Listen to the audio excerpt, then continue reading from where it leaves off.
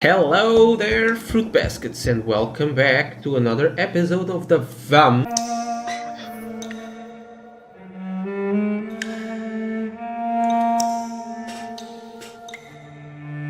In the last episode, we kinda got lost inside of this amazing theater, and after a while of searching for everything that it was inside of this room, we finally learned a lot about the horned vampire and the ideas of McCullum. Well, in the going with that idea, uh, now we need to go and rescue Edgar.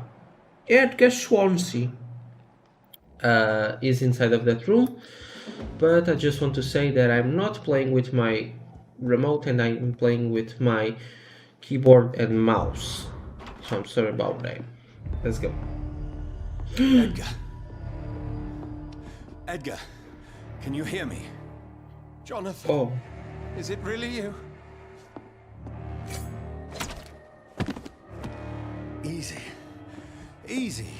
Save your strength. I'm getting you out of here. it looks a little bit like a vampire.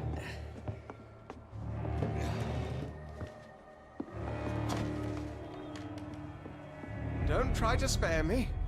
As a physician, I know all too well when it's too late. Punctured lung, broken ribs, and internal bleeding. An accurate diagnosis, wouldn't you say? Edgar, what happened? They wanted me to confess. Beat me black and blue. Jeffrey McCullum ambushed me at the Pembroke Hospital. He was convinced you and I were responsible for the Skal epidemic. I never imagined that self-righteous fanatic would dare to attack us in the open. What became of him? To prove him wrong, I let him go. Really? You sure that was the wisest course of action? Time will tell.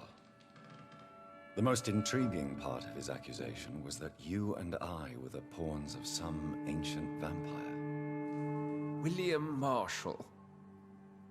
Yes, they tortured me to make me confess the same nonsense.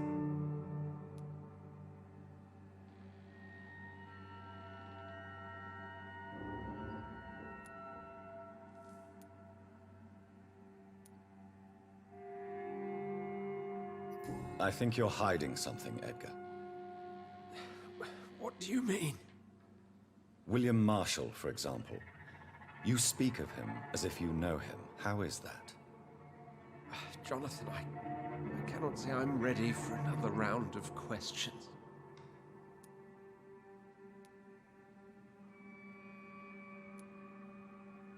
Why would the Guard of Priwen believe you and I created the vampire epidemic? Maybe due to our profession. Because I offered you shelter in my hospital. What can you tell me about William Marshall? Not much. History paints the story he was the greatest knight who ever lived. Amongst the immortals, he had a yet greater legend.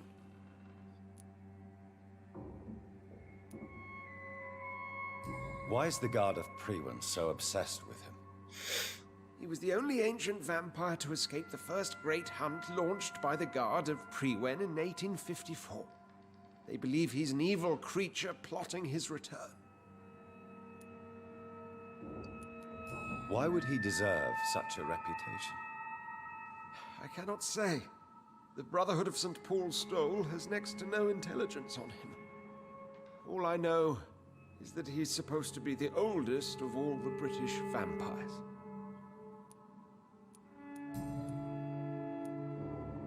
While investigating the epidemic, I read some of McCullum's findings. I think you have some explaining to do. I have nothing to hide, Jonathan. Nothing at all. Do you know Doris Fletcher's real name? No, I'm afraid not. Her real name was Doris Jones. She was the daughter of Harriet Jones. What do you want me to say, Jonathan? Do you remember when we suspected Sean Hampton of killing Harriet Jones? Yes. The terrible episode that came as a shock to us all. Harriet Jones faked her own death. When I found her in the sewers, she confessed she wanted everybody to pay for what happened to her. That woman was extremely bitter, full of hatred and festering anger. Doris Fletcher visited her mother at the Pembroke Hospital. That's how she first got infected. I know nothing about that. Miss Fletcher once came to visit the sick. That is all I know. No, Edgar, there is more. Doris Fletcher was Harriet Jones's daughter. They exhibited the same symptoms: blind hate and strong physical mutation. What does this sad story have to do with us? Do you know where we are? Doris Fletcher's theater. This is where that hateful creature plotted to spread the epidemic across London. I only briefly met Miss Fletcher once when she visited the Pembroke Hospital. You say it was to see her mother. She seemed like such a sweet and graceful woman. My point exactly. The disease turned her into a bitter soul. Oh Driven no. by vengeance, just like her mother. A symptom of all the infected patients. Certain diseases are known to produce similar effects. Rabies, for example. And rabies is not the devil at work. Come on, Edgar. Don't you see the pattern here? The epidemic, the link between Doris and Harriet, the suspicion of McCullum. How could I? I never saw Harriet Jones again after she fled the hospital.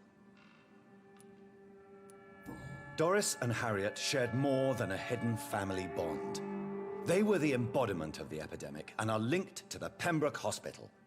Come on, Edgar, this is no coincidence. I swear I'm at a complete loss. All I did was administer vampire blood to cure old Harriet. There was no evil plan, no diabolical plot. You did what? I tested the regenerating and healing properties of vampire blood on Harriet Jones. My only intention was to find the cure for influenza, I swear. Whose blood did you use? William Marshall's? Mine? Fuck. Lady Ashbury's. While transfusing her with human blood, humanely appeasing her hunger, I also kept samples of her blood for my research. You used her blood on Harriet Jones? My God, Edgar, that's unethical. You betrayed 2 of your patients at the same time. I made a mistake. But what is science if not trial and error? We both know it, Jonathan, we both know it. What a poor justification for your morbid fascination and thirst for glory. You have worked beside me. You saw what I'm doing at Pembroke Hospital. Jonathan, you know I'm not an evil soul. Just another victim of this tragedy. Oh no! Oh no! What do I do?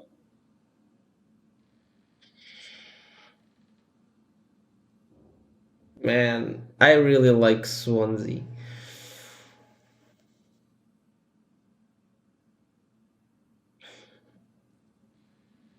I think it's time. I think it's time, boys.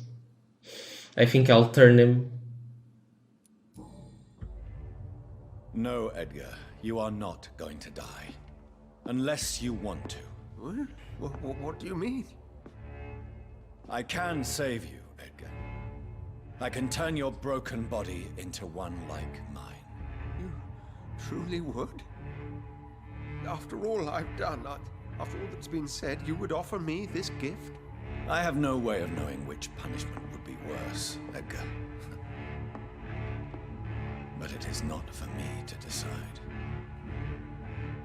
So, Oh, Please, Jonathan, please. I beg you. This is what I've always wanted.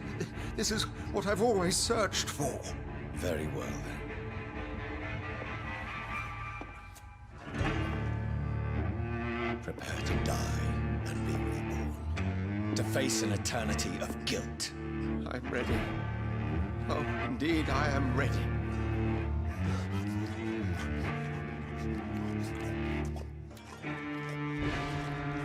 Enough!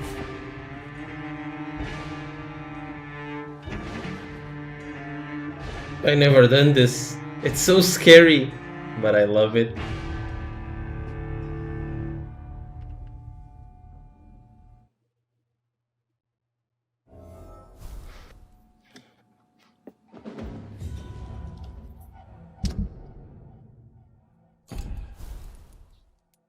What happened? What happened?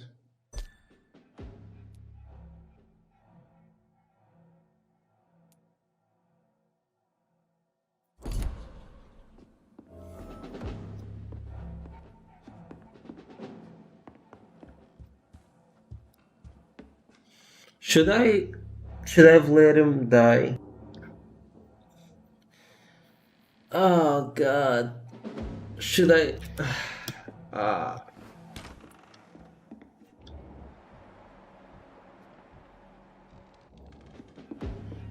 Well, we'll never know. This is my final decision. This is what I've concluded. Tell me what would you guys have done in the comments. Holy shit, I'm speechless. Goddamn. Man, I love this game. The hard decisions. The hard decisions indeed. Let's see.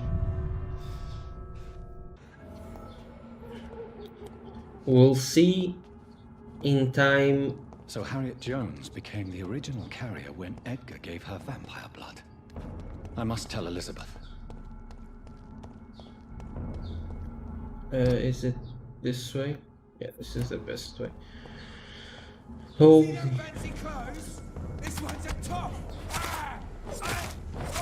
Shut up. Wow, man, I don't know how to play this game with mouse and keyboard. God damn it. There you go.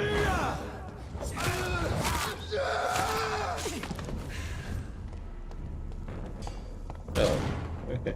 Here we go.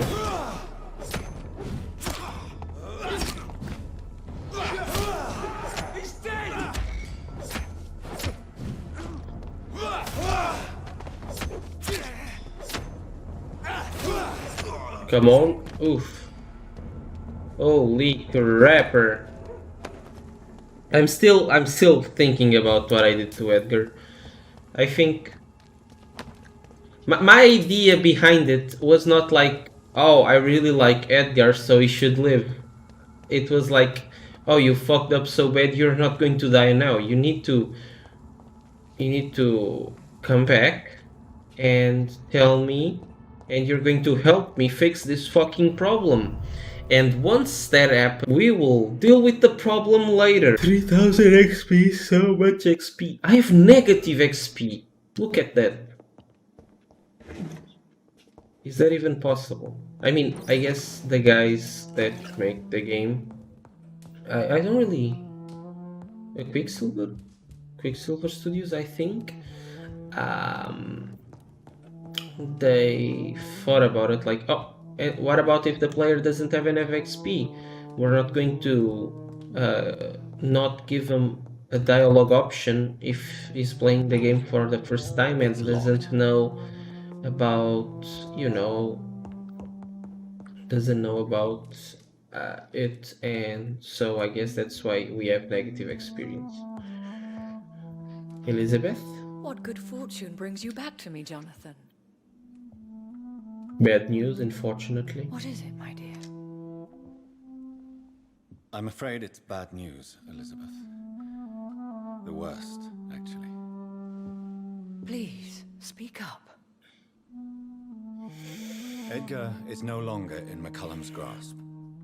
I resolved that matter. Where is our good friend now? Is he well? Of a sort. His injuries were mortal. I had no choice but to make him one of us. To save him. Or to punish him. To punish him? I fail to understand. And what is the source of this cold tone in your voice? Edgar Swansea was responsible for the Skull epidemic, Elizabeth. It was he who unleashed the deadly scourge upon London. What? Are you certain? This is the most terrible accusation of all. He confessed everything to me. He Yep. sought to cure the disease, to exploit vampire blood to stop the epidemic. But he unwittingly gave birth to a catastrophe. All those poor victims. How could he do it? What happened?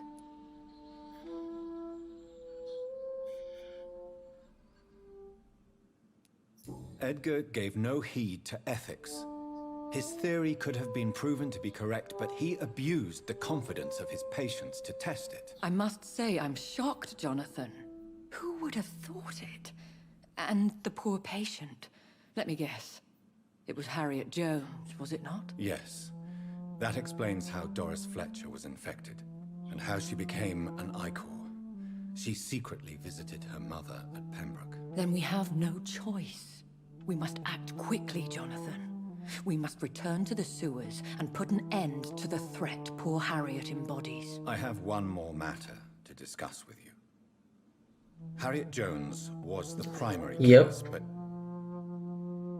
do you know what a healthy carrier is? There is a tone in your voice that frightens me, Jonathan. What are you trying to say? It was Yep. your blood Edgar used for his experiment on Harriet. This is what I'm thinking too. She can only make skulls. No. No. This can't be. Oh, Elizabeth, are you all right? no. I have to go. What do you mean? Leave me alone. Save the city, Jonathan. Save what can be saved. Elizabeth, I need answers. Why did your blood Stay cause away this? from me. Please. I swear I never was your Wait! enemy. No! Elizabeth! Yep. She can only make skulls, guys.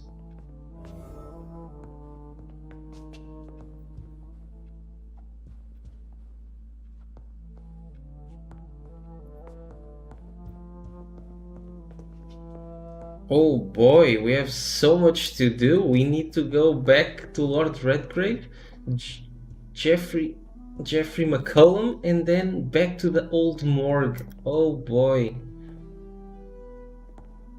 It's locked, all right.